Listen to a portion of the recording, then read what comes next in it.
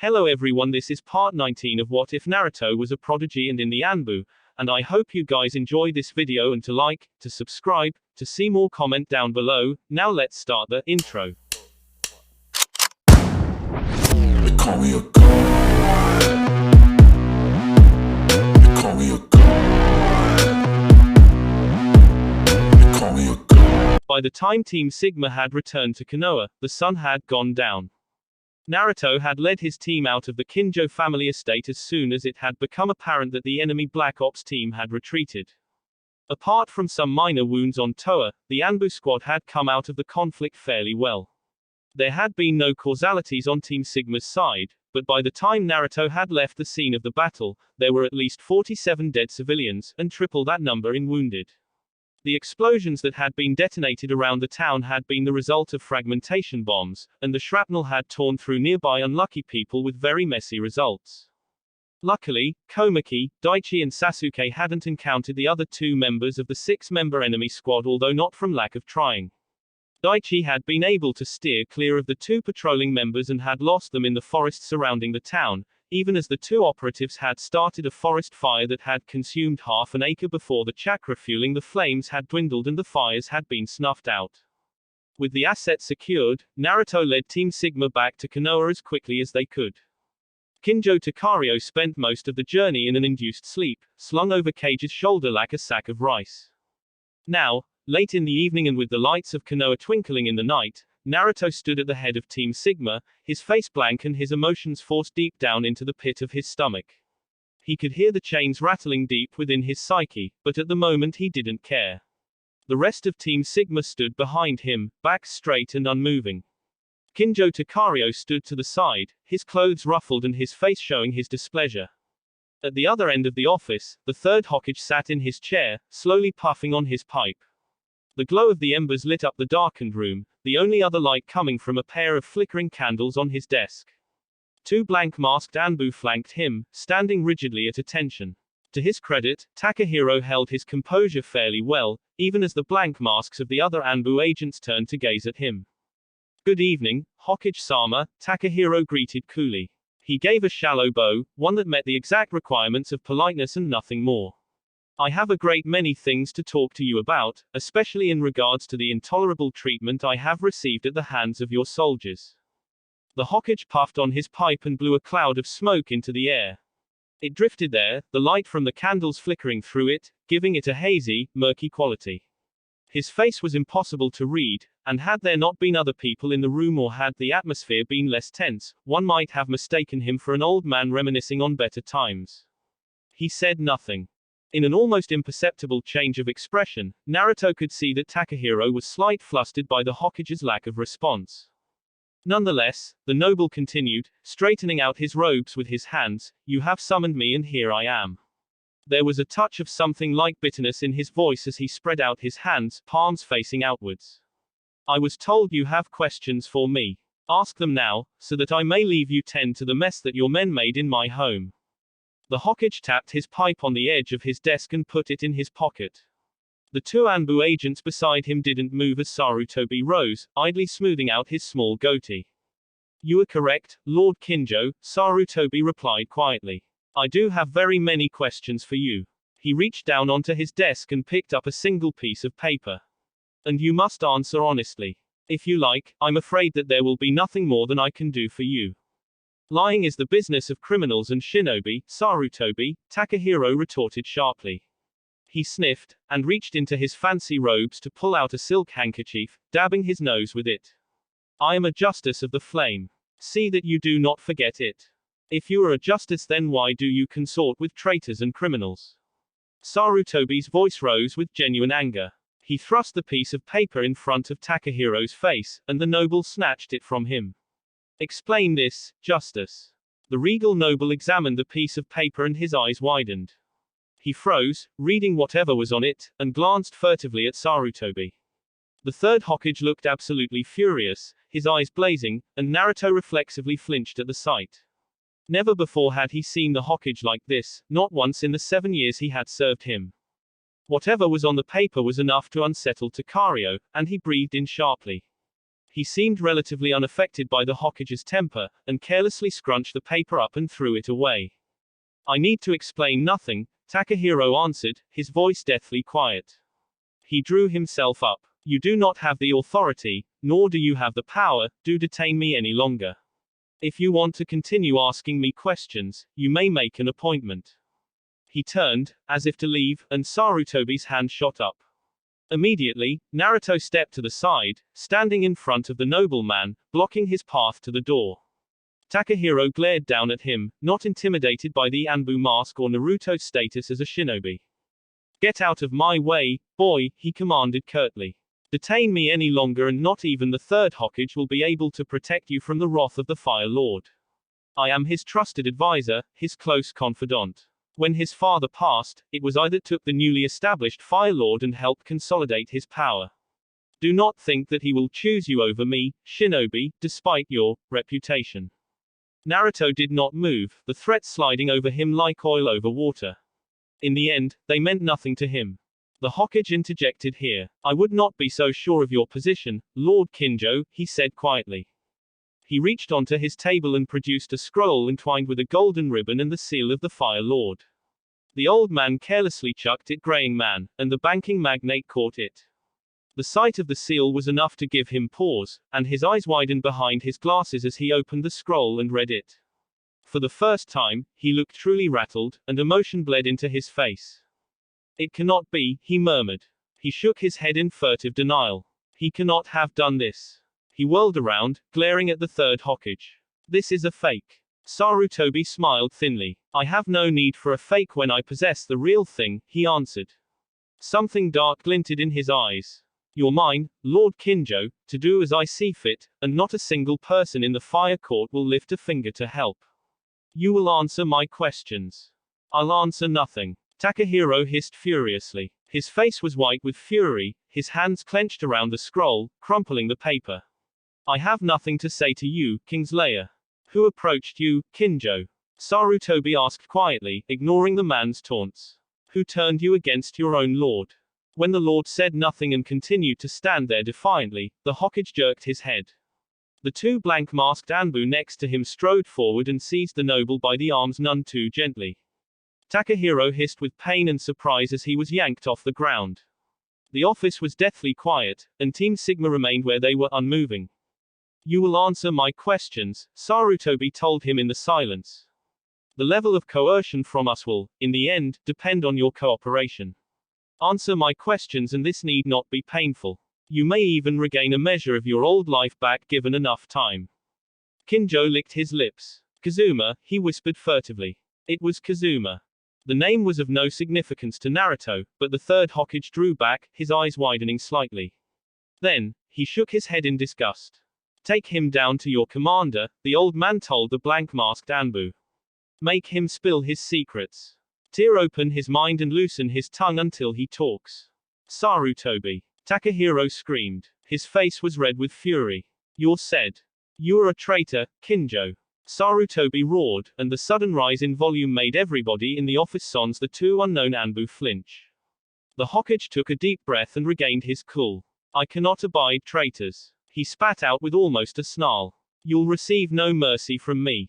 He turned around, waving the Anbu off, and the two masked figures began to drag the man out of the room. Kingslayer. Takahiro roared, spittle flying from his mouth as he struggled uselessly against his captor's grip. You dare call me a traitor? Kingslayer Sarutobi. Murderer of. His voice abruptly vanished as the two Anbu agents disappeared in a body flicker. Naruto and the rest of Team Sigma was left alone in the office of the Hokage. Sarutobi took a deep breath and turned to face them, his face hard. Good work, Sigma Squad, he congratulated them. Your mission was a success. I gather from his comments, however, that a problem may have presented itself. Yes, Hokage-sama, Naruto said stoically. He bowed his head. Once again, we were attacked by an unknown Black Ops team. It was the same team that's attacked us before. They dressed as Leaf Nin and attacked the local population. He shifted on his feet. We engaged and they escaped, but there was an image of the impaled child, her blood flowing on his hands, flitted into his mind, and he pushed it away, down and down until the emotions that it brought with it subsided into something numb. All the while, the chains rattled hungrily in his ear. There was significant collateral damage, he finished a beat later. Very well, the Hokage said. He didn't look particularly surprised or upset. I'll expect a full report from each of you tomorrow morning. He gave each of them a piercing look, lingering on Sasuke. I deem everything that occurred on your mission as information pertaining to the security of this village, and I'm censoring it. Your mission is now an S-rank report, and as such, the usual rules and penalties will apply should you divulge it. Understood. Yes, Hokage-sama. Team Sigma chorused as once. Good. Then the Hokage's face softened. Now, go home and get some rest. I'm sure that I'll need you once more in the coming days. The Hokage had ordered him to rest. Nonetheless, Naruto was having a hard time obeying that order. He lay on his back in bed, his room dark and his eyes wide open, staring at the roof. The alarm clock on the bedside table beside him read 2:46, and Naruto watched as it shifted a number to read 2:47. He let out a quiet exhale and rolled over, pulling the covers over his shoulders and squeezing his eyes shut. Sleep continued to elude him. The chains would not stop rattling. He gritted his teeth, clenched his fists and took a deep breath, trying to calm himself down. Unfortunately, it only made things worse, and so, to shut those blasted things up, Naruto was forced to let his mind wander. He stared at the face of the little dead girl. He stared at the fallen bodies of the civilians. He stared at the rising smoke coming from the buildings around him. Minoru, staring up at him accusingly even as he prepped the explosive tags that would take his head off of Mantis and his squad being mercilessly crushed by a dark chakra-empowered Uzumaki, of the countless men, women and children who had exploded as hidden, and the cultists laughed and jeered the crushing weight of Frog shielding him from a Skynin explosion with his own body. Fucking hell, Naruto swore abruptly. He slammed his fist into his pillow, feeling more pissed off with himself than with others. Get a fucking grip on yourself. He paused, hearing the sound of his own harsh breathing. And stop talking to yourself, he muttered, settling back into bed. People will think you're crazy. Naruto closed his eyes as the fatigue of the day finally began to settle on him. His last coherent thought was of Frog shielding him and the others with his body. He never did get the name of that Akamaki. What was the name of the girl, I wonder? It felt like he had only gotten a few minutes sleep, but when his eyes snapped open he could see the first rays of sunshine beginning to come into his window. Naruto darted a look to the left, looking for the presence that had disturbed his rest, idly noting the time of 6:18 on the clock beside him. The intruder turned out to be a masked Anbu agent, and the single blue line going down the center of his strip indicated that he was from Alpha Platoon. Uzumaki Naruto, the Anbu operative said in an emotionless tone. You have been summoned by the Hokage. You must present yourself to him immediately. Naruto frowned, but he was already getting out of bed, his pulse racing. He reached into his bedside table for a ration bar, scarfing it down as he quickly changed into his uniform with a press on his tattoo. The Anbu operative nodded once Naruto was done and held out a hand as the young blonde prepared to use the body flicker. I have been instructed to escort you, the man said tonelessly. Naruto froze at that. He straightened, and slowly nodded even as the man took his arm and they disappeared into a body flicker. As they reappeared in the office of the Hokage, Naruto looked around and saw that the rest of Sigma team was standing there at attention. Sasuke looked blearily eyed, but they widened when they saw Naruto. Everybody stared at him as he entered the room, from his squad, to Nara Shikaku standing by the Hokage's side, and the two advisors to the Hokage, Homura and Koharu. The only person not to look at Naruto was Sarutobi, who stared down at his desk, his face expressionless. The Anbu agent by his side let go of his arm and bowed his head at the Hokage. Naruto followed suit, and then moved to stand before the Hokage's table. Anxiety was bubbling in the pit of his stomach, and his tongue was tingling. The atmosphere in the office was tense, even tenser than it had been last night. Something was wrong. Something was terribly wrong. Uzumaki Naruto, reporting as ordered, Hokage-sama, he said quietly, breaking the silence with his voice. The Hokage didn't speak, and Nara Shikaku cleared his throat. Tell us about the girl, Naruto, he commanded. Naruto cocked his head in confusion. Sir, he asked in a puzzled tone. The girl with the sword in her stomach, Shikaku elaborated. There was nothing lazy in his voice now, and he stared down Naruto clinically, like a scientist observing a specimen or a police officer a suspect. Tell us everything you know about her. Oh, her. I first observed the girl in the aftermath of the explosions, Naruto reported. The enemy operatives had just escaped. I chose not to pursue them. They had inflicted a lot of collateral damage. There were many civilians and non-combatants injured or dead, and the girl, Koharu interjected sharply. Naruto swallowed. The girl was maybe 6 or 7. She had dark hair, dimples, and blue eyes. Muscle tone indicated a civilian child that saw little to no strenuous activity. She had been stabbed and pinned to a wall. The sword had slid between the second and third rib, and it had cut an artery. I attempted to remove the sword and stem the bleeding. I failed, and she died. Shikaku stroked his goatee and nodded. It certainly fits the story that we've been told so far, he said to the others, his eyes flickering over Team Sigma. And it certainly fits the methods of the Black Ops team that they have demonstrated so far. It's unacceptable, Homura said, his voice tight with restrained anger. The backlash that this village will face, he shook his head. We've worked hard to maintain a client-friendly image. This does not help. We have bigger things to worry about, Koharu interjected. She jabbed her finger at something down on the desk. Uzumaki was targeted because of his proximity and status to the Hokage. This will be effective. How long before other premier shinobi are targeted? Kakashi. Guy. My word, all they would need is Asuma too. Enough, the Hokage broke in. He sounded weary and old, but his voice was enough to shut everybody up. His eyes rose from the desk and he beckoned Naruto closer. Come here. You need to see something. Naruto approached the desk, dread rising with every footstep, and he came to stand beside the Hokage. What he saw made him flinch, and he almost lost his footing as he staggered back, face white and stricken. On the Hokage's desk was a poster, much similar to the other propaganda posters that had been circulating the Land of Fire since the Chunin exams, and on that poster was himself. And the girl. It was a picture, a terribly perfect picture taken at precisely the wrong moment. Naruto stood over the dying young girl, one hand on the hilt of the bloodied steel blade. The exertion on his face must have pulled back his lips and his teeth were showing, and in that one, misleading moment, something that any other person would have deemed a smile was on his face. The words above and below the picture only served to condemn him even further. Uzumaki Naruto, Sarutobi's attack dog. The right hand of God is the right hand of evil. Shinobi. Butcher. Murderer. Sir. Hokage-sama, Naruto began, his voice very small and pleading. This isn't. Of course it isn't. Sarutobi snapped, and the old man rose, his fury sharpening his face. But, once again, Naruto, you have been outmaneuvered, and now this is the price of your defeat.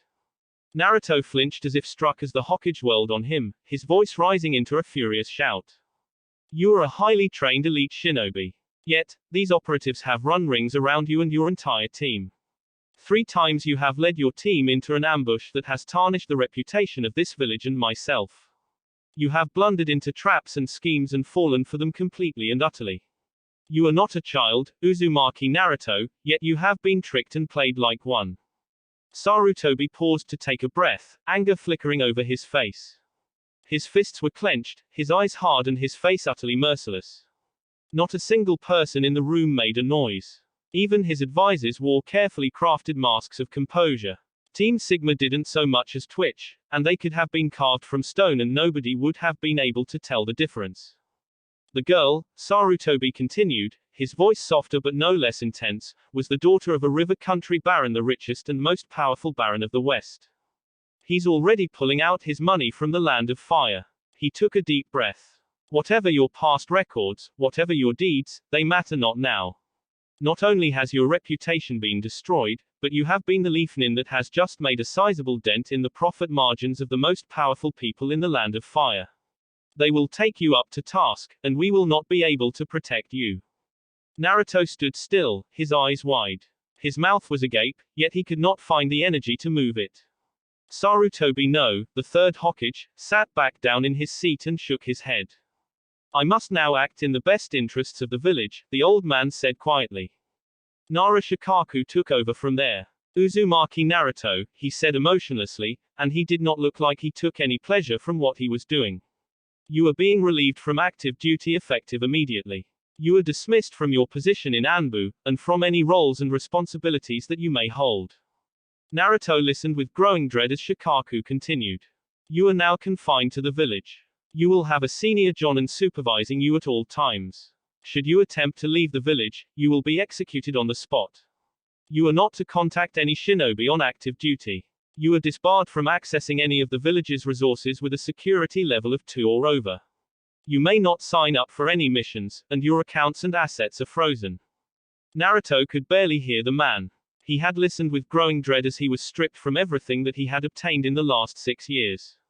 He desperately tried to make eye contact with the Hokage, but the old man had his eyes shut and refused to open them. There was a tap on his shoulder and he jerked back, startled. Do you understand the conditions? Nara Shikaku asked again. Yes, Naruto answered with barely more than a whisper. He licked his lips and swallowed. Permission to be dismissed, sir. Shikaku nodded. Granted. Naruto fled from the office, leaving the shattered remains of his life behind. The village was a blur around him as Naruto bounded across the rooftops, trying to get as far away from the Hokage's tower as possible. The sounds of conversation, laughter and coins drifted from below him as he bounded from one rooftop to the next, right over a large street full of produce stalls. He steered away from the patrol of shinobi walking the streets and aimed for the large forested section ahead of him. His heart was pounding in his chest, although his body felt cold and numb. He could feel sweat beading on his forehead. The corners of his eyes prickled and his vision began to blur. Luckily, he had just made it to the forested training areas and he fled deep inside, far away from anybody else. After 5 minutes of constant running, Naruto collapsed underneath a large oak tree in the middle of one of the training grounds. It was unused, as were the other 4 areas around him, and there wasn't likely going to be anybody nearby. Naruto swallowed, his throat raw, and he was panting. His thoughts were a mess. He couldn't what had just his entire career all he had done. Deep within him, in the distant, dark recesses of his mind that Naruto never chose to look out, thoughts began to emerge.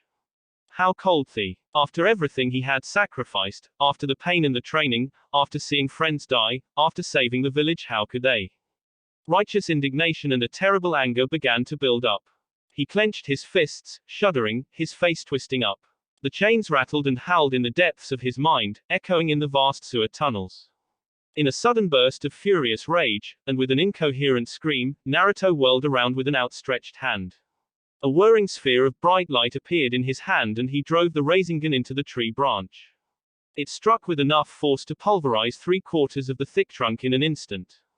Naruto was panting as he stood still, his arm outstretched, and he watched as the tree slowly to succumb to the power of gravity and its own weight and fell. The ground shuddered with the impact, and some part of Naruto felt extraordinarily pleased at the destruction he had just caused. The feeling of elation didn't last long. The chains continued to rattle in his mind, haunting his every thought, and with a strangled yell Naruto clasped his hands over his ears. Shut up. Just shut the fuck up. He roared. He gripped his skull, his teeth bare in a vicious snarl. I swear, I'll. A hand came to rest on his shoulder and Naruto flinched, interrupted.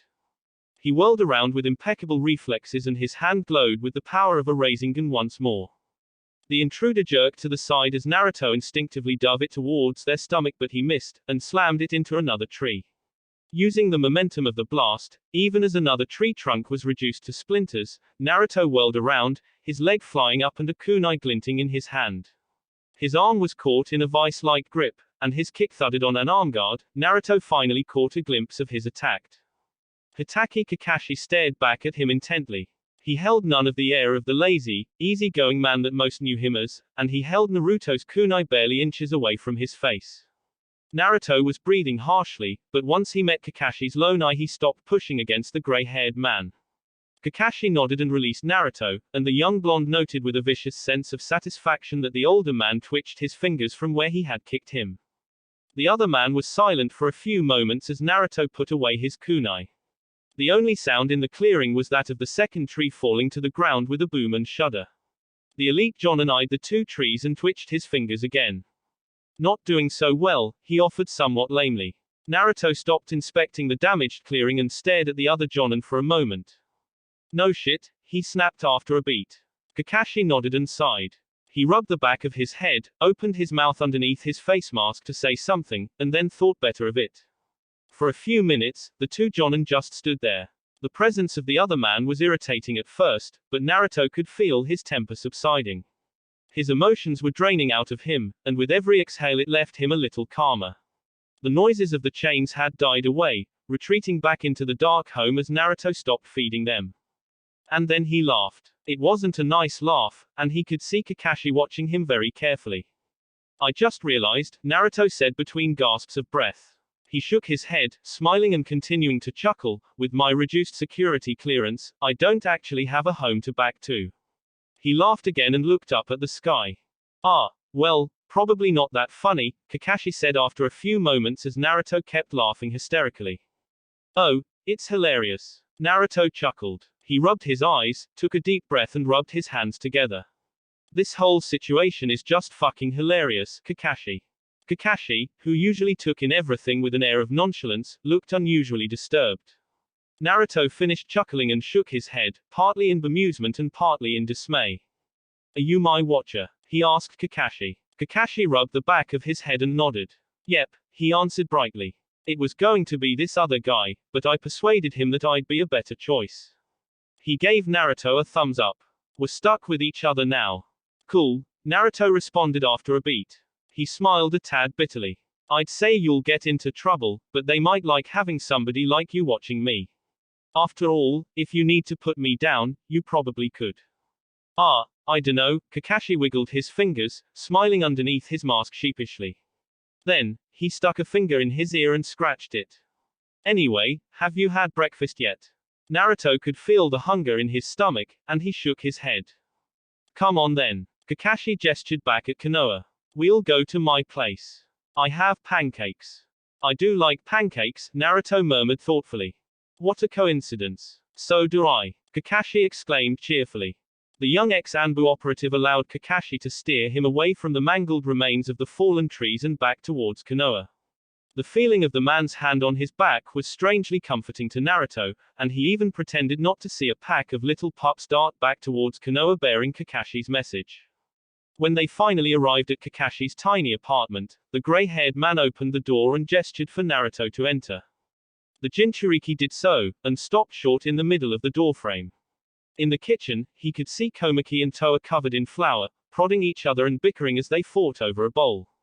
Yuka was lazing back on the couch, throwing a rubber ball at Cage, the latter absently swatting it away with one hand every single time as he pored over a crossword puzzle. Daichi and Sasuke were in the corner, a game board between them, and they studied it intently. I'm home. Kakashi called out cheerfully from behind him. The entire apartment stilled. His former team looked up at him and Naruto looked back and saw nothing but reassurance and support. His lips twitched and he nodded at them. Sasuke closed his eyes, huffed and looked away, smiling slightly, while Komaki used the opportunity to sucker punch Toa in the rib and grab the bowl. As Yuka came towards him, enveloping him in a tight hug and squealing about something nonsensical, Naruto let out a huff of forced annoyance. Kakashi closed the door behind him, his lone eye crinkling up into a smile. They came for him after dark. They had eaten dinner a couple of hours ago, and despite everything, Team Sigma had stuck around for the whole day.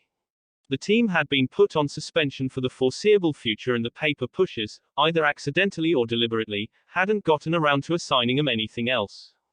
As they weren't shinobi on active duty, there was nothing in Naruto's restrictions that said he couldn't talk to them or vice versa. And talk to him they did. Their support for him was unanimous, from Yuka's bubble enthusiasm, Daichi's measured reassurance, Cage's stoicism or Sasuke's, I give a crap but I'll pretend that I don't, they kept him talking about distracted for the entire day. Despite all that had happened, it had ended up being one of the best days in recent memory. Then there had been a knock on the door.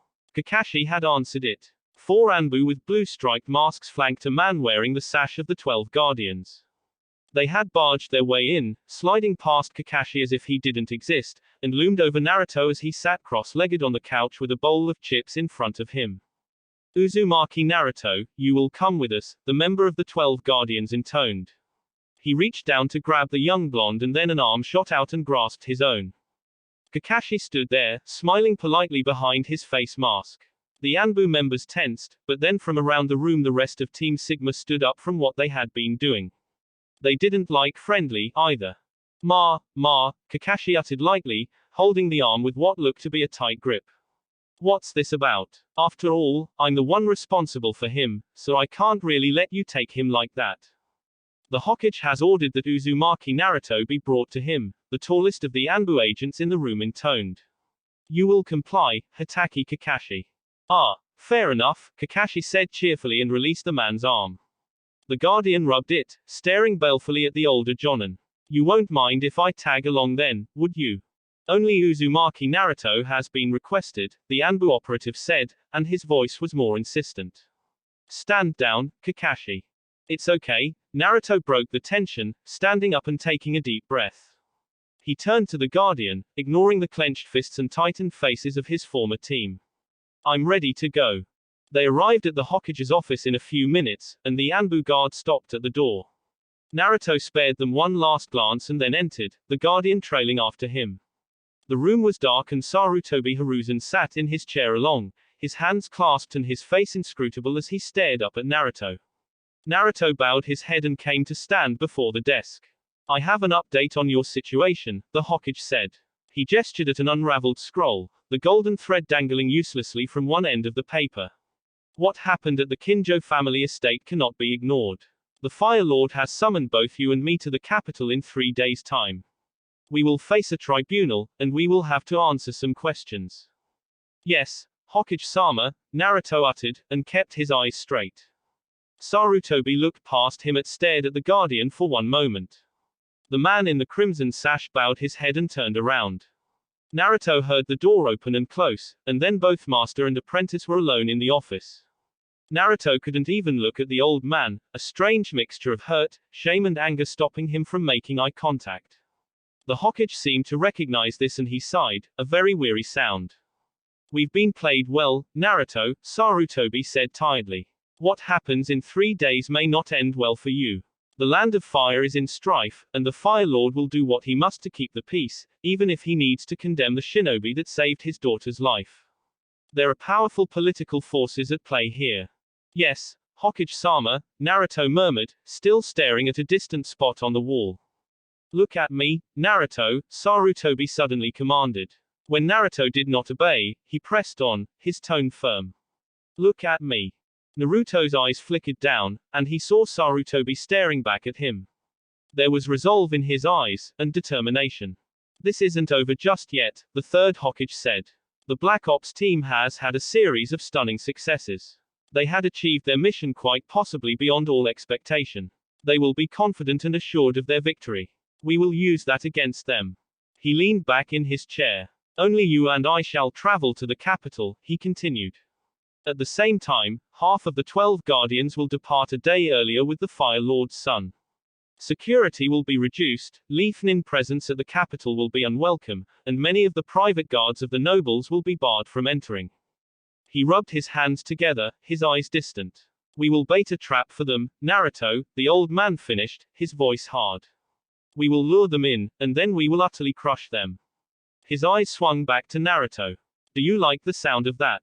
Yes, Hokage-sama, Naruto whispered dangerously. He clenched his fists. That sounds perfect, Hokage-sama.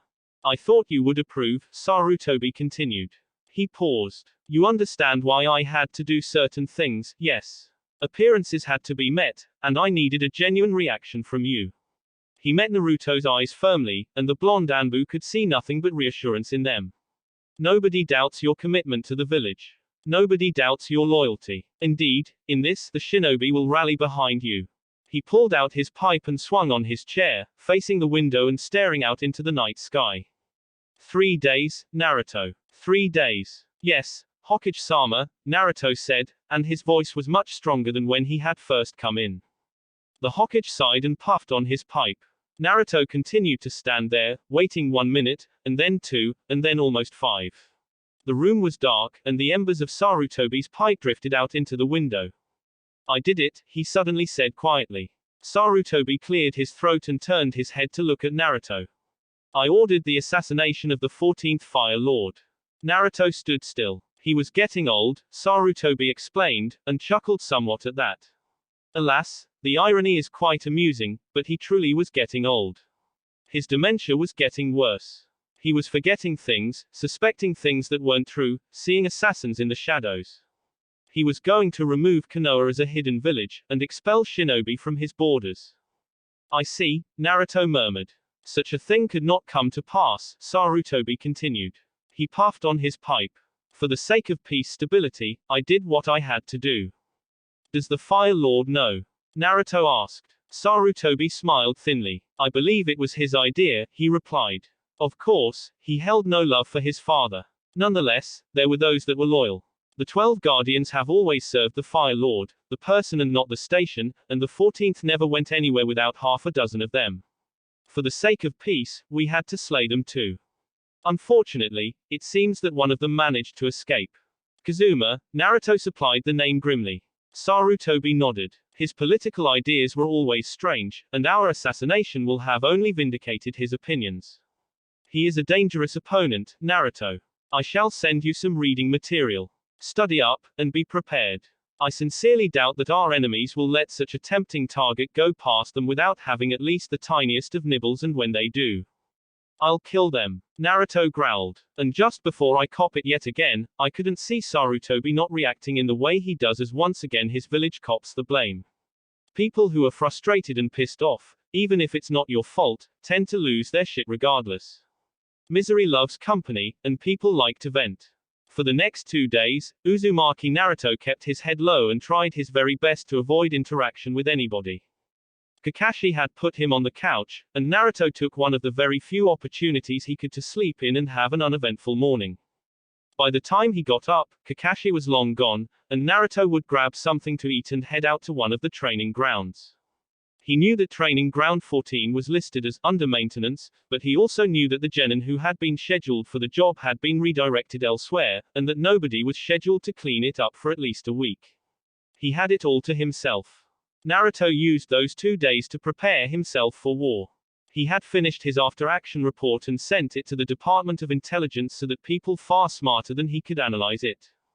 He doubted that anything new would come out. All it would confirm was that Konoha had a problematic security leak, mission information was being handed out to their enemies, and a Black Ops team was running around somehow avoiding all of the patrols and tracking teams of Hyuga, Aburame and Inuzuka shinobi, while still being able to plan and execute dangerous missions. On the 3rd day, he met with Sarutobi Hiruzen in the Hokage's office. The 2 shinobi were alone, and both the Jonin Guard and the Anbu were conspicuously absent. Things are in motion, Naruto, Sarutobi told him. Our loyal forces are moving, slowly but surely. Come, it's time for us to bait our enemies in. The 2 quietly departed from Konoha without any fuss or fanfare. Naruto was dressed in his Anbu armor and mask, and his utility belt carried more weapons than he usually carried. He managed to sneak in an extra reel of explosive tags, just in case he needed them. Sarutobi wore the ceremonial robes of the Hokage, the white and red cloth flapping as the 2 powerful shinobi jumped from tree to tree, heading south towards the capital city of the Land of Fire, Kanoshi. Halfway in their 3-hour journey, the 2 had to stop. Sarutobi leant against a tree, sweat mopping his brow as he went into a fit of loud, hacking coughs. He was almost bent over at the waist, panting harshly, while Naruto stood in the background, fists clenched but leaving the 3rd Hokage to his own devices. Even he couldn't tell if the coughing fit had been genuine, or if the old man had just been putting on a show for any observers. Nonetheless, nothing happened, even though Naruto was on the lookout. Had the enemy operatives wanted to assassinate them, now was the perfect time to do it. Unless it was too perfect, and they were suspicious. Or maybe they weren't even there at all. Regardless or not whether they were being watched, Naruto and Sarutobi continued their journey and arrived at Kanoshi early in the afternoon. It was the largest city that Naruto had ever seen, with walls that scaled at least 15 meters in height, bigger than many summons. Large towers had been built into the walls, manned by men wearing the colors of the Fire Lord. Beyond the walls, sweeping farmlands stretched out for hundreds of acres, small clusters of towns. A large river ran nearby, and Naruto could see the irrigation trenches carved into the land, carrying the vital water to the necessary crops. Undoubtedly much of that water was carried into the city itself, serving the needs of a large population. Both Sarutobi and Naruto approached the city at one of the more discreet entrances, away from the main roads and the hundreds of carts that entered and left every hour. Despite some hard looks from the men standing guard, they were allowed through without incident.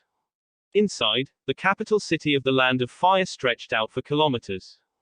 Tens of thousands of people, hundreds of thousands even, must have lived in those narrow, cobbled streets.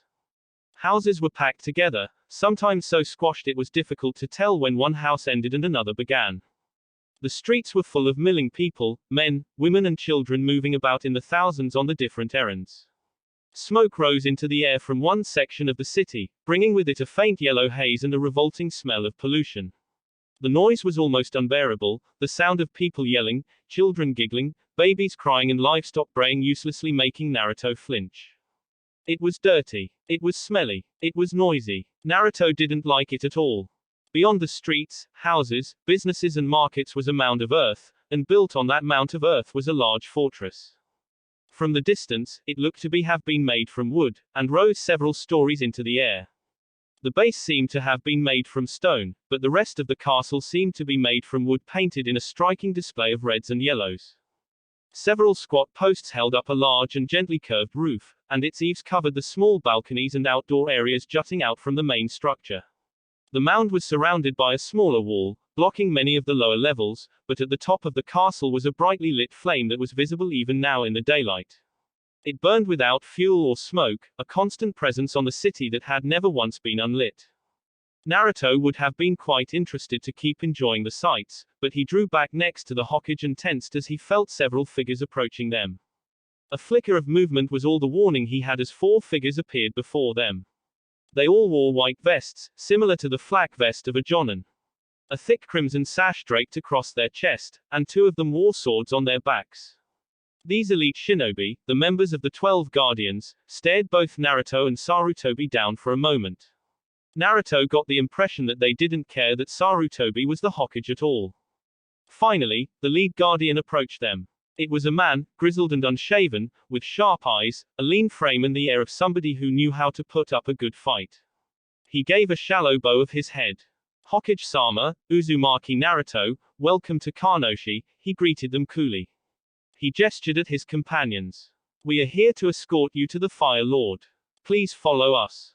It sounded more like a command than a request, but Sarutobi obeyed without question and Naruto hurried on after his Hokage. They did not use the body flicker technique to make the journey quick and easy. Rather, the 12 Guardians took the long route through the city, walking down the main street with the 3rd Hokage and Naruto trailing behind them. Naruto was grateful for his mask, because it was quite apparent that many people knew who he was. Other short, blonde, Anbu operatives weren't exactly well known, and the looks, glares and disgusted mutters he received by the populace as he walked past them were disheartening. The Jinchuriki took it in stride, knowing the necessity and even understanding it, but he didn't like it at all. He hadn't been treated like that for a while. It was more of a political statement than any practicality, Naruto had decided after 10 minutes of walking after the Guardians. He wasn't the best at cluing in on all of the political cues and that rubbish, and preferred a kunai to a veiled statement, but even he could read what was happening right now. The Fire Lord had summoned the most powerful shinobi in the Land of Fire, and the shinobi had obeyed.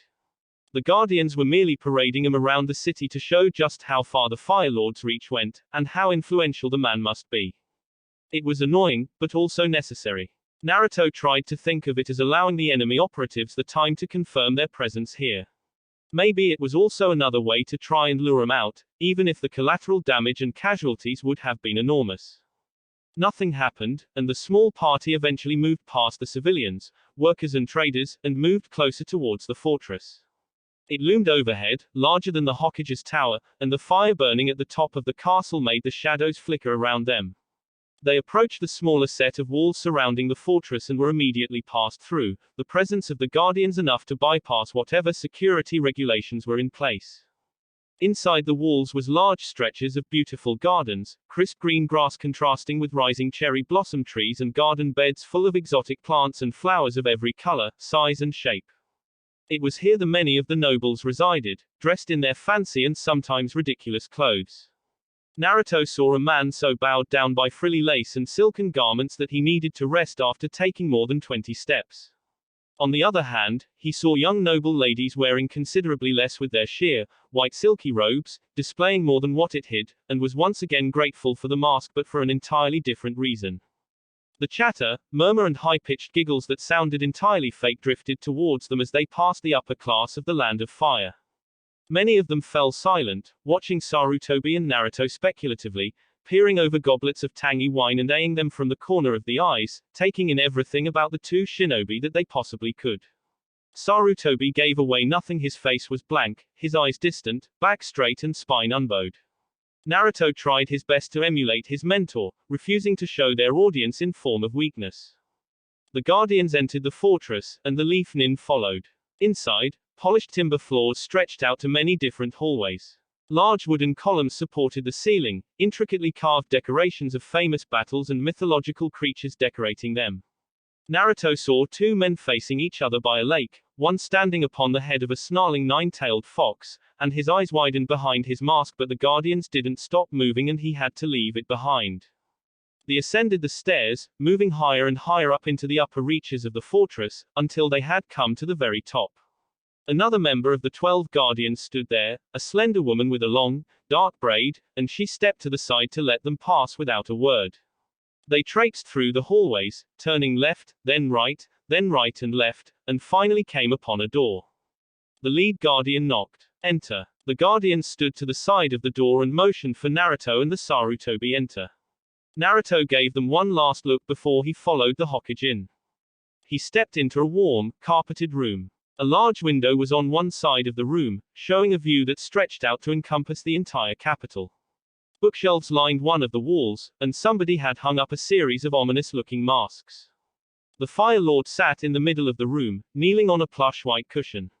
Next to him, hands in her lap, was a young woman. Ah, Hiruzen, the Fire Lord looked up, smiling politely. Please, come in. Sit. Rest your wearied legs. Sarutobi smiled in an entirely insincere manner and strode to the center of the room. He gingerly lowered himself to the cushion on the floor and knelt on it, audibly sighing as he finally came to a rest on his knees. A handful servants scurried about the room, bringing with them tea and platters of treats. Naruto took a place by the Hokage's shoulder, remaining at alert as the servants scurried out, leaving the two shinobi and two nobles alone in the room. Was your journey pleasant? The Fire Lord inquired as he stirred the sugar into his tea. Sarutobi nodded. Quite, he replied politely. The weather this time of the year is truly lovely. The trees are in full bloom and not a single leaf fell. I see, the Fire Lord murmured. He took a sip from his tea. And how is your knee? As well as can be expected from a man my age, Sarutobi replied. He took a sip of his tea and tapped the spoon along the side twice. At one point, the bruises were purple, but they've cleared up. It wasn't infected, was it? The Fire Lord looked genuinely concerned. Sarutobi shook his head. Nothing that a medic nin could not fix within 5 minutes, he replied. He smiled thinly. It just needed precision. The Fire Lord made a noise of dawning comprehension. The conversation wasn't making a lot of sense to the blonde Anbu standing motionlessly by his Hokage's side, but it suddenly occurred to him that the two men were probably having a conversation that had nothing to do with the weather or sore knees. He resisted the urge to roll his eyes, even though neither of the two men would have seen it. Instead, he focused his attention on the woman. She was a young, perhaps not even 20, and she had dark hair curled up in an elaborate bun. 2 bangs fell on either side of her face, and her blue eyes were lowered. She held herself demurely, keeping her hands clasped together and smiling politely. Naruto was sure that he had seen her before. Then, he spotted the faint trace of a scar underneath her makeup, and his eyes widened. Oh. He had seen her before. It was the Fire Lord's daughter, the princess that Team Sigma had saved from the hands of the cultists, or, rather, the mercenary group Akatsuki had saved. Naruto had dutifully reported everything that had occurred, and passed on the mercenaries' demand for more money. He didn't know if the Fire Lord had paid for it, but any organization that could win the services of Suna's S-rank missing Nin Pakura was not an organization that he would refuse to pay. Ah, the Fire Lord made a noise in the back of his throat and waggled his finger. Now, I almost forgot. His tone was rather light and almost childish in a way now that the pleasantries had concluded. Hiruzen, this is my lovely daughter, Akiko. Akiko, this is Sarutobi Hiruzen, the third Hokage of my hidden village. Akiko bowed her head. A pleasure to meet you, sir, she murmured softly. Sarutobi smiled and bowed his head back in response. Well met, young lady, he greeted. He held out a hand and smiled. Alas, I have not introduced my own companion. Ferret, take off your mask. Naruto obeyed, removing the mask from his face and clipping it on his belt. Akiko stared at his face with slightly widened eyes as the Fire Lord whipped out a fan. He began to wave it at himself, giggling. Oh my, he cried out. Uzumaki Naruto, how very lovely to see you. Oh, yes, very lovely indeed. Naruto managed a pained smile as he bowed his head. Sarutobi discreetly thumped him on the leg with his elbow and Naruto held back a wince, straightening his back and forcing the smile to be more natural. The Fire Lord unnerved him. Ah, Naruto, the Fire Lord exclaimed. He whipped his fan shut and gestured magnanimously at his daughter. This is my lovely daughter, Akiko-chan. Do you remember her? Yes, Daimyo-sama, Naruto responded. He turned to her and bowed politely. You look well, Akiko-sama. To his surprise, Akiko straightened her shoulders and then gave him a deep bow far deeper than politeness dictated. She practically prostrated at his feet and rose, her eyes shining. She approached him and Naruto took in a deep breath of her shampoo and perfumes. Then, her hair brushed his skin as she leaned down to give him a kiss on the cheek. The Fire Lord's fan snapped opening and he began to fan himself once more, his expression hidden. Uzumaki Naruto, she breathed quietly. She grabbed both of his hands and clasped them, staring earnestly into his startled eyes. You saved my life and rescued me from those wicked men. I am forever in your debt, noble shinobi. If I am ever able to help you, please, I beg of you, seek me out. Naruto's mouth moved wordlessly as he tried to process what was going on. A distant part of his mind screamed at him to accept her words with a smooth comment, but for the most part he couldn't stop focusing on her hands. They were so warm. Naruto stammered, and he could feel his face flush up. He took a deep breath and composed himself as best he could. It was my pleasure, Akiko-sama. I hope that you stay, safe. Akiko released him and her mouth with her hands, batting her eyelashes and smiling coyly. Behind her, the Fire Lord giggled, the fan whipping through the air to the point where it was just a blur of color. Naruto fidgeted on the spot. He didn't trust the Fire Lord's facade one bit, and past the silliness and strange mannerisms there was something calculative gleaming in the man's eyes. Akiko, why don't you show your savior the gardens? The Fire Lord offered. He snapped his fan shut and giggled again. Oh yes, that would be marvelous, very marvelous indeed. Go on then, out you go. Akiko bowed to her father, then grabbed Naruto's hands and began to pull him from the room. Naruto sought out the Hokage, and Sarutobi gave him the tiniest of nods. The blonde Anbu relented and allowed the princess to drag him from the room, already having a sinking feeling in his chest even as 2 of the 12 guardians trailed on after him. This left Sarutobi Hiruzen and the 15th Fire Lord alone in the room. The moment the door shut, the Fire Lord dropped his smile. He was silent for a few moments, watching as Sarutobi continued to drink his tea as he fanned himself. I find that I dislike these circumstances immensely, the Fire Lord spoke after a few moments. He whipped his fan shut and stared at the Hokage with narrowed eyes. I am unused in taking such personal risk. Unfortunately, it is necessary, Sarutobi sighed. He placed his cup of tea down on the tray before him and stared out the window, his eyes distant. To lure in such a dangerous opponent, tempting bait must be used. 6 guardians departed yesterday with my son, the Fire Lord said. He folded his arms with a wry smile. Half of the royal guard is away. Shinobi presence in the city has declined by 90%, and most of the patrols have been routed in such a way that there will be a 90-minute gap tonight. An obvious trap, Sarutobi murmured. Nonetheless, they may choose to take the bait. We are tempting targets, you and I. And your little apprentice, the Fire Lord interjected sharply. He gave Sarutobi a measured look. Don't forget that they have specifically targeted him for this smear campaign. They hope to curb his influence before it grows even further. The Hokage scoffed. As if the boy would know what to do with influence, he muttered with something like a fond smile. He returned the Fire Lord's look. Speaking of which, I do hope that Akiko has nothing untold planned for Naruto.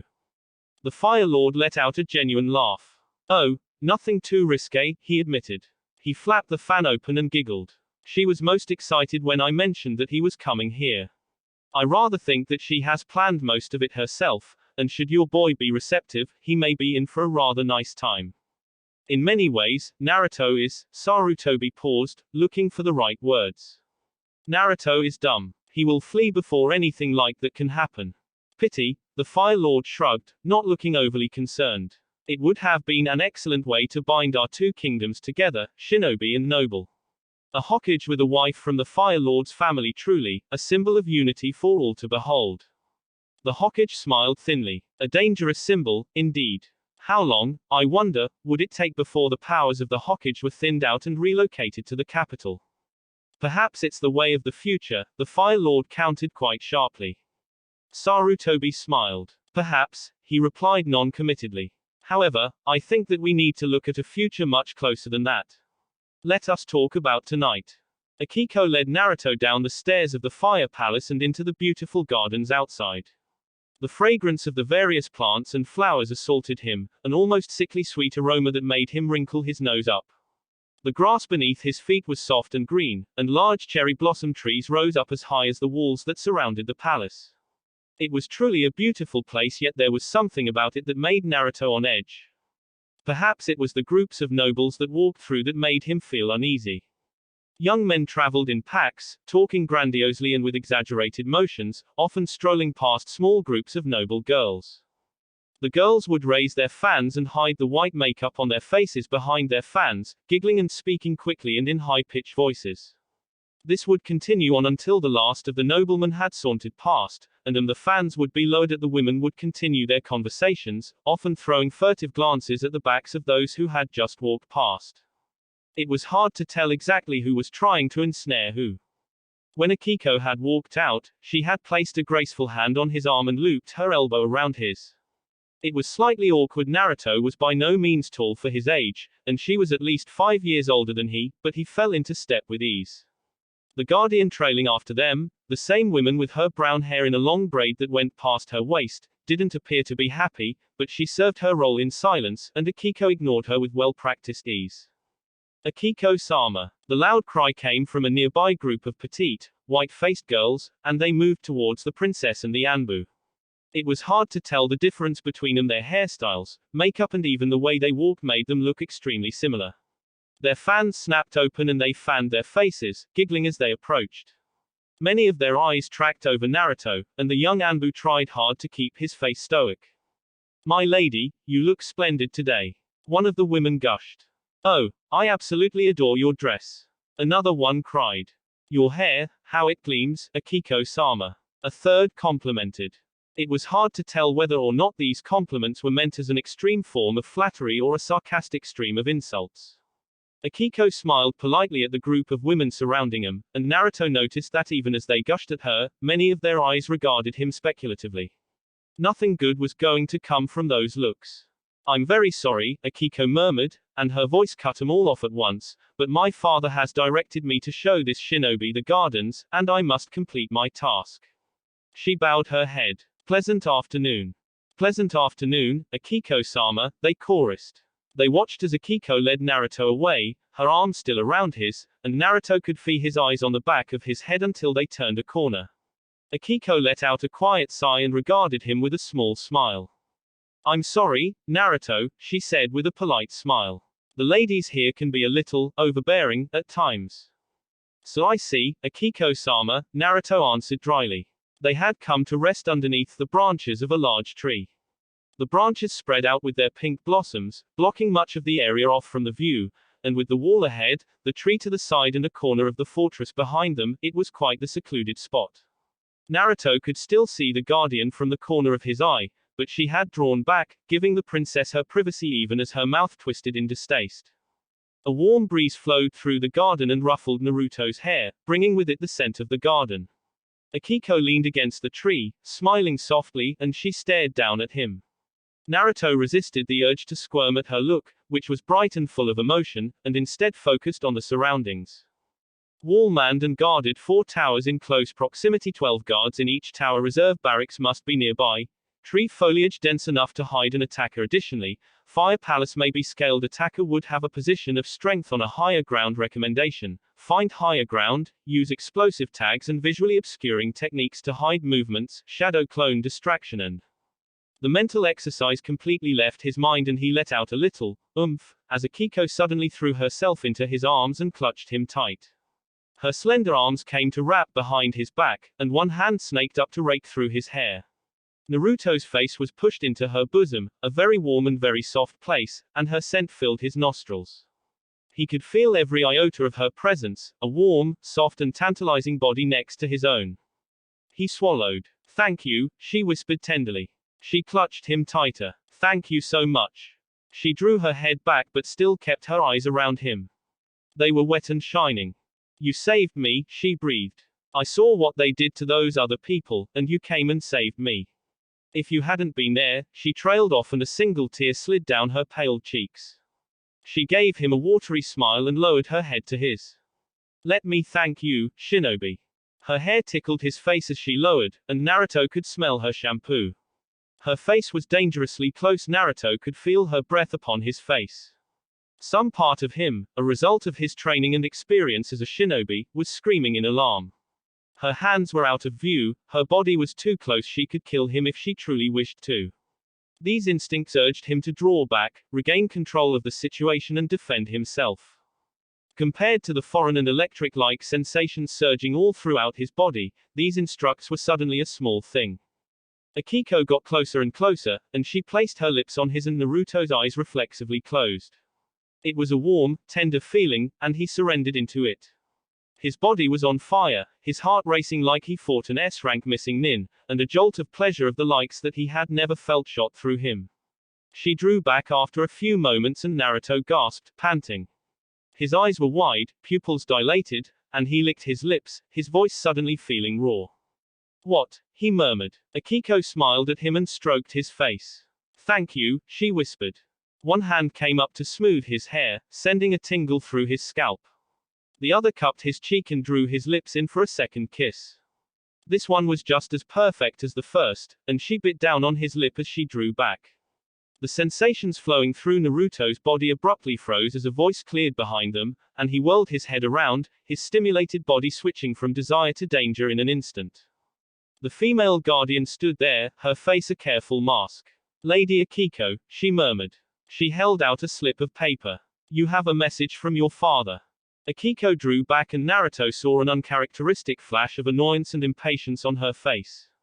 It changed her face, turning her gentle features into something nasty, and although it was gone in an instant, it served as a stark reminder to Naruto on just exactly where he was.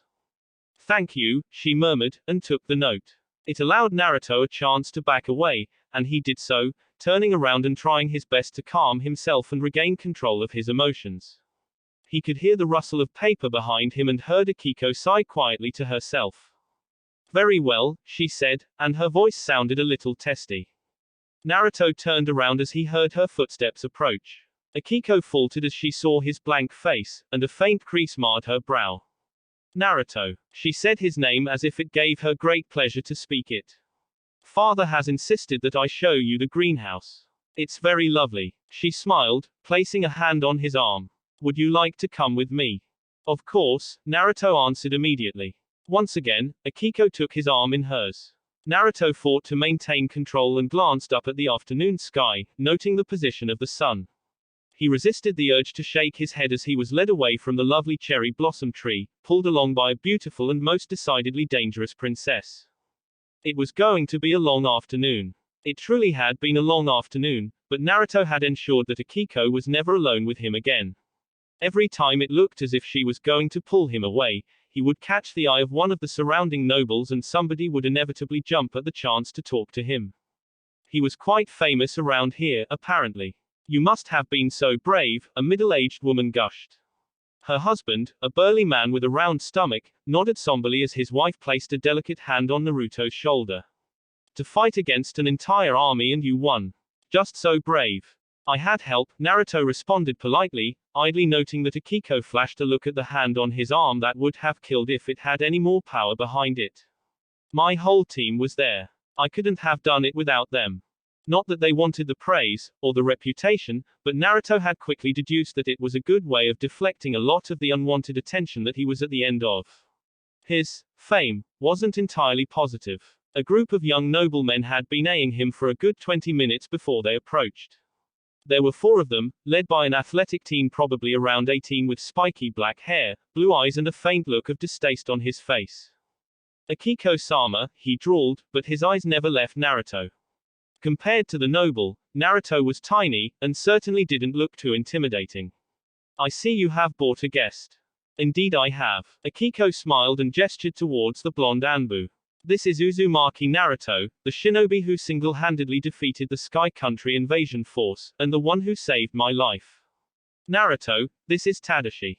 "I see." The teen's mouth worked as if he was chewing something particularly unpleasant. He eyed Naruto up and down, and the Jinchuriki realized that he probably didn't look like much. His armor wasn't new, and it had its fair share of scuffs and small dents. His figure was lithe, not muscular. Naruto was built for speed, not physical power, and without the mask covering his face, his features were young and unassuming. "So you're strong then," Tadashi mused. He smiled, closing his eyes and shaking his head. "Come on, then. Show me the strength of a shinobi." He stepped forward, brandishing his arms. "Strike me, so that I may feel your power." Naruto twitched in surprise, and he gave Akiko a quick glance. The young woman had her lips pressed together but said nothing. Instead, she had turned her head and had apparently become very interested in a small water feature on the other end of the garden. Naruto turned his head, eyeing the other nobles, who looked interested. Many of them were smirking, others looked surprised.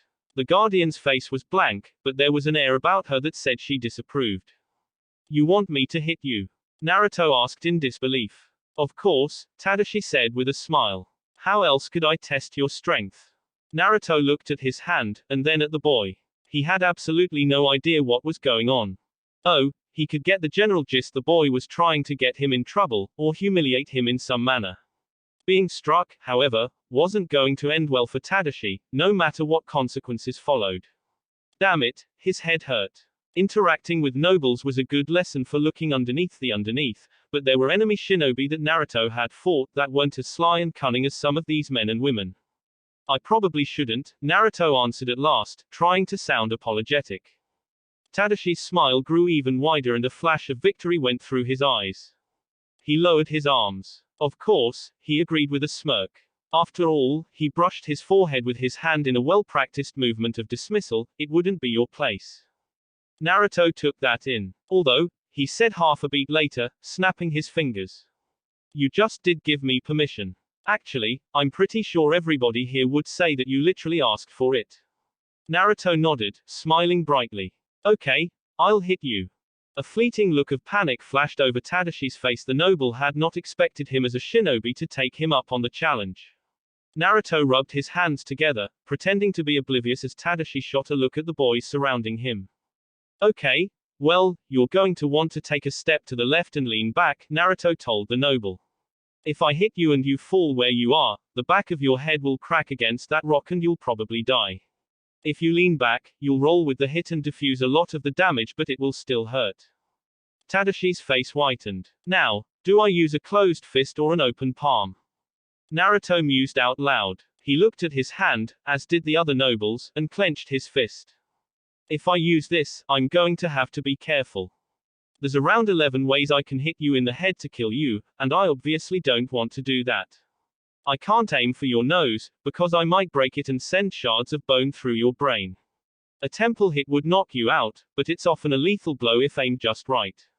If I hook your jaw, I just might break your neck, and I need to stay away from your throat. One good jab to that Adam's apple and you'll choke and die." He opened his palm. "It's a lot harder to kill somebody with an open hand, but still doable.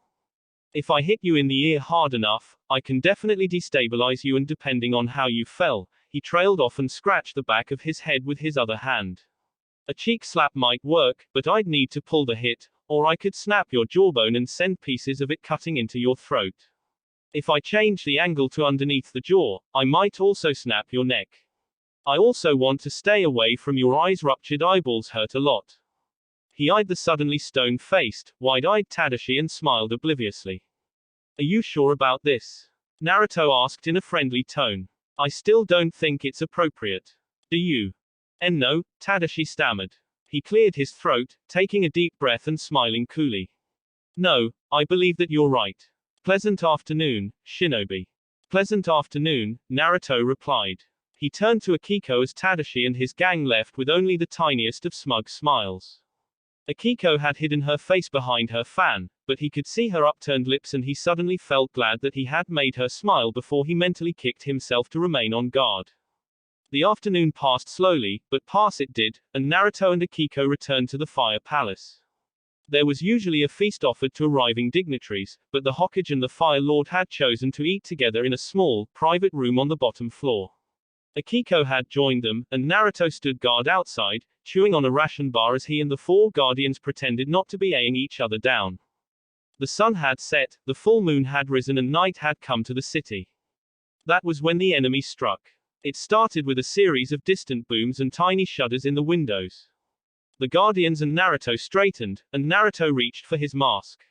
He placed it on his face and took a deep breath, his heart beginning to beat and his chakra stirring from within his body. Those had been explosions. There was another series of booms, this time much closer, and Naruto and the guardians sprang into action. The door to the private room slammed open as the 5 shinobi entered, 4 of them bearing crimson sashes and 1 wearing the mask of an Anbu operative. The Fire Lord, the 3rd Hokage and the princess sat around a medium-sized rectangular table, platters of steaming food lying in the middle. The crystal glassware and shining silver cutlery rattled as another explosion went off, this one much, much closer. My lord, something seems to be occurring in the city, the first guardian spoke, a tall, slender blonde man with 7 short swords on his belt. He had bowed his head, his eyes averted. We must ensure your safety. Please, come with us. The Fire Lord dabbed at his mouth with a napkin and stood. Has the bunker been cleared? It has, Daimyo-sama, the guardian answered. Just this morning. Excellent. The Fire Lord smiled. It wasn't a friendly smile. Take us to the vault. The guardian looked puzzled. Sire, the bunker is the most. I said, the Fire Lord interrupted, his eyes pinning the guardian where he knelt. Take us to the vault. Now. Ah, yes, my lord, the guardian murmured apologetically. He rose, and made a series of hand signals to the other guardians and they fanned out around the Fire Lord and Akiko. Sarutobi also rose, a pipe in his hand, looking completely unconcerned, and Naruto moved to stand on his right, ever alert. They left the room, and Naruto could hear the Fire Lord giving orders to one of the guardians, instructing them to retrieve all the names presented on a scroll. Some were to come with them, others to the bunker, and others to various other locations. The first sound of fighting and panic began to fill the air. There were screams and shouts, hollers and challenges as men fought against something with clashing steel. There was a flicker of light around the corridor, a blue flash and a deafening boom that sounded a lot like thunder. Naruto held back and he stood at that corner of the hallway, alert and waiting to see if they were being followed. The sound of fighting drifted away, and it didn't look like they were being pursued, so Naruto quickly left and caught up with the party. They had been joined by a gaggle of nobles, many of them looking worried. Some of them had members of the royal guard with them, large men wearing chest armor and wielding long swords. They looked tough and grizzled, but would be no match for a shinobi. Open the vault, the Fire Lord ordered. There was no trace of his persona or silliness, his face was hard, and the faces of the guardians around him grim. 2 guardians pulled out golden keys and entered them into cracks in the wood of the hallway. There was a rumbling noise and the wooden panels slid away, revealing a set of stairs leading into the darkness. Torches bolted on the walls flickered on and the Fire Lord nodded in satisfaction. Lords and ladies, hear my words, he called out over the rabble, and the other nobles fell silent. We shall descend to the vault and secure our safety. This matter will be resolved shortly. The 3rd Hokage, the most powerful shinobi in the land of fire, will come with us to guard us. I'm sure, he paused, his eyes raking over the crowd, and genuine surprise crossed his face. Guardians, where is my daughter? He demanded. The blonde guardian froze. My lord, Shizu took her down towards the gardens. She indicated that you had ordered Akiko-sama to retrieve something. I ordered no such thing. The Fire Lord shouted furiously, his voice rising with fury. His face twisted up in fury and he viciously backhanded the guardian on the cheek. The blonde man's face jerked back, but he seemed unharmed. Nonetheless, the emotional pain twisting his face was enough, and he bowed, practically touching the floor with his face. Find my daughter, the Fire Lord roared. Wait, Sarutobi interjected. The Fire Lord whirled upon him, but the Hokage ignored the furious noble. He gave Naruto a serious look. Naruto, find the princess and bring her here. 2 guardians will wait at the entrance for your arrival. Do it now, and do it quickly. Yes, Hokage-sama, Naruto responded. He darted away, his movements a blur, leaving the angry Fire Lord to deal with the patient Hokage. The hallways and corridors seemed deserted, but as he passed one of the rooms he saw several of the servants and maids hiding in the corner, their features terrified. He passed them without any more though, heading to the gardens, his face grim. As he left the confines of the castle and darted into the spacious gardens, he saw great plumes of smoke rising into the air. A fiery glow had lit up the night sky, and beyond the walls he could see some of the taller buildings caught alight. He scanned the gardens, but they were shrouded in darkness and impossible to see. Naruto made a hand seal and prepared to summon shadow clones but then abruptly stopped, his eyes widening.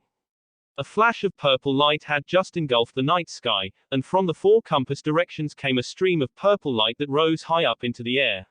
It solidified, sliding around in a perfect dome all around the city. It solidified and completed itself with a loud gong, the barrier completed.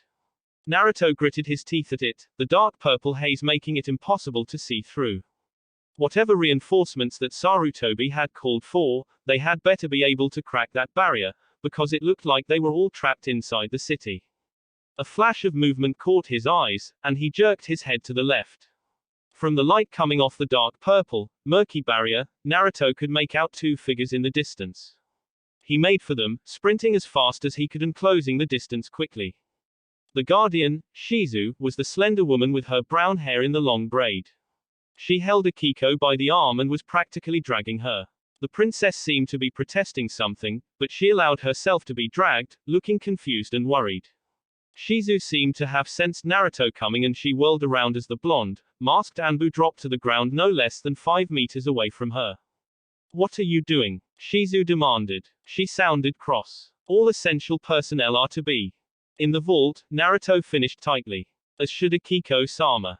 I told you, Akiko muttered petulantly, wincing as Shizu's grip on her arm tightened. I have orders from the Fire Lord to escort Akiko-sama out of the city and into the safety of the nearest military outpost, Shizu snapped. She shooed Naruto away with her hand. Go away, Anbu. This is my mission. And I have orders from the Fire Lord to escort Akiko-sama to the vault, Naruto snapped. He clenched his fists, his eyes narrowed behind his mask. It helped him see a little better in the nighttime, and he could see Shizu's face abruptly slacken, her facade no longer needed. Let her go. Shizu was tense, her body poised in a way for sudden movement. Then, she let out a loud giggle and sighed. Ah, well, I'm sort of glad that I was found out, she murmured. She reached up and tugged at her cheek and kept tugging and tugging, her sharp nails tearing into flesh. Akiko shrieked as the guardian tore off her face, pulling away at the skin and holding it in her hand. Underneath where her face had been was another face. The woman was beautiful, with pale, alabaster skin, glimmering green eyes and a small dimple on her lower left cheek. What a disgusting technique, she drawled, her voice thick and sensuous. I shuddered wearing that ugly face. She was about to say more, but Naruto abruptly lunged at her, a kunai glinting in his hand. She blinked, and her braid whipped up of its own accord. The hair bulged around the knot, which abruptly snapped, the hair fanning out in a wide arc, and it elongated, shooting at Naruto in the form of slender, sharpened spears. Naruto took 3 of them to the chest and his charge halted. He was pushed back by the power of the blow, away from the false guardian and the screaming princess. Then he exploded in a puff of smoke, and the false guardian grunted as Naruto slammed into her from behind.